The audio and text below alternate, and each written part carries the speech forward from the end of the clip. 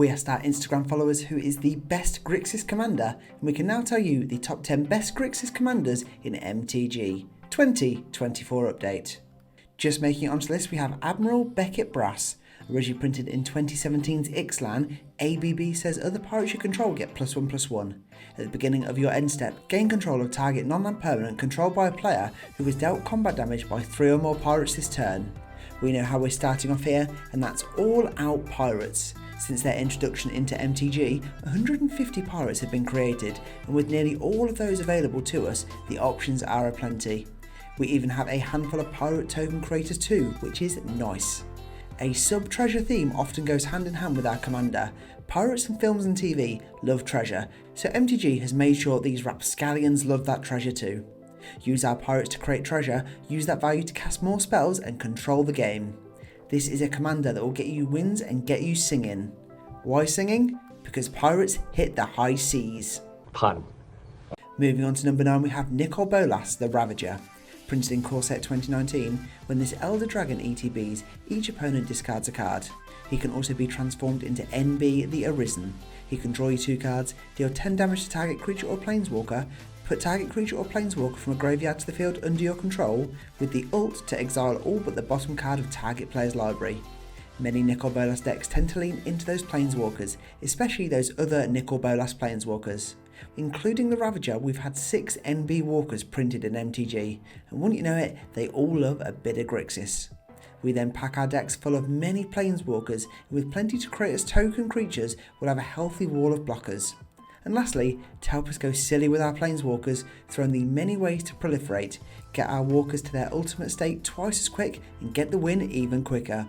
A cool commander, but one that I've actually never played against. Let me know if you have in the comments below. Next on the list we have Lindy, Cheerful Tormentor.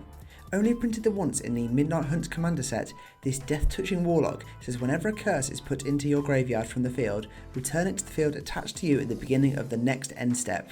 At the beginning of your upkeep, you may attach a curse attached to you to one of your opponents. If you do, draw 2 cards. First introduced back in Innistrad, we've had over 40 curses released within the MTG world, making this an easy deck to fill. So we throw in every single curse we can. Now bear in mind, as there are only 40, these decks can seem a bit repetitive. But where it differs is the other half of the deck, which tends to play fairly stacksy. Play a variety of cards and creatures to hinder our opponents and keep our opponents away from attacking ourselves. Curses were a mechanic that originally had a fairly mixed reaction during Innistrad, but one I would say is fairly unjust. I think curses are cool, I think curses should be printed even more, and I think cursing is great. Frick! In at number 7 we have Inala, Archmage Ritualist. Originally printed in the 2017 commander set, whenever another non-token wizard ETBs under your control, if Inala is in the command zone or on the field, you may pay 1. If you do, create a token that's a copy of that wizard. That token gains haste. Exile it at the beginning of the next end step. Tap 5 untapped wizards you control, target player loses 7 life. Dating back to Alpha with Prodigal Sorcerer, wizards are one of the most popular creature types in MTG, with over a staggering 1,000 different wizards, and with over 75 of those covering our Grixis colours, we are downright spoiled for choice. With non-legendary cards preferred in a deck like this, so Inala's copy stays on the field, we do have a handful of legendary wizards worth copying, getting 2 of those ETB triggers, even if one will fizzle shortly after. And of course, if you do want just those non-legendary wizards, there are so many. We have wizards to boost other wizards, we have wizards to act as counter spells, and even more. And with plenty of wizards having ETB effects, this is one that for just paying the 1 can get us loads of value. Wizard powers are so cool! Narrowly missing out on the top half we have Kess, Dissident Mage. Another released in the 2017 commander set, Flying Kess says during each of your turns you may cast an instant or sorcery spell from your graveyard. If a spell cast this way would be put into a graveyard, exile it instead. An instant and sorcery loving commander means we're going all out spell slinging. First off, whether it's Magecraft, one of our creature's abilities or more, we have plenty ways to cast value when we're slinging those spells. And with many ways, especially in those Izzet colours of copying spells, this is one that can go out of control extra quick. Just think of some of the cheap classics that we can bring back again and again, and with counterspells that we can hold up in our graveyard, this means we have even more protection during our turns. Maybe it's just me, but I really don't like that Kess secret lair. It just gives me nightmares. It's no. Get this shit off the screen. Next on up we have Bellor, the Dark Master. Printed the once during the Warhammer 40k set, our Flying Demon Noble says when it ETBs, draw X cards and you lose X life, where X is the number of demons you control. Whenever another demon ETBs under your control, it deals damage equal to its power to any target. Of course we know the name of the game here, and that is All Out Demons.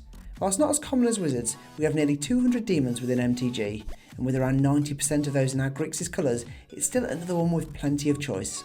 And with demons to boost other demons, demons to give our demons haste, the synergy can be strong with this one.